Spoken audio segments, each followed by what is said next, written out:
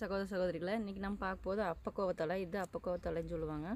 இது பார்வத்தலைன்னு சொல்லுவாங்க. நிறைய பேரில் சொல்லுவாங்க. ஆனால் கோவத்தலை வேறு மாதிரி இருக்குது, அப்பக்கோவத்தலை வேறு மாதிரி இருக்குது. கோவத்தலை வந்து 5 விரல் இப்படி இருக்கும். இது வந்து அந்த அப்பக்கோவத்தலையோட பழம்.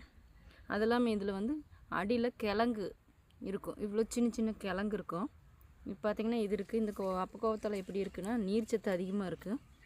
கோவத்தலையில் வந்து நீர்ச்சத்து அதிகமாக இருக்காது. இப்படி மடக்குனிங்கன்னா படப்படன்னு ஒடுங்கி.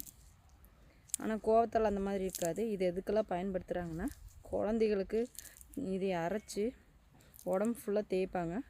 சப்போஸ் மாட்டுக்கு ஏதாவது காம்புலையோ இல்லை வேறு இடத்துலையோ நோய் வந்துச்சுன்னா இதையுமே மஞ்சள் அப்புறம் சின்ன வெங்காயம் எல்லாம் அரைச்சி அந்த மாட்டோட காம்பில் போட்டு விடுவாங்க. அதே மாதிரி மனுஷருக்கு ஏதாவது உடம்புல கொப்பளம் புண்ணு இதெல்லாம் வந்துச்சுன்னா இந்த அப்பக்கோவத்தலையை இப்படி நசுக்கி நல்லா முகம் அந்த பரு இருக்கிற இடத்துல வைக்கலாம். முகப்பரு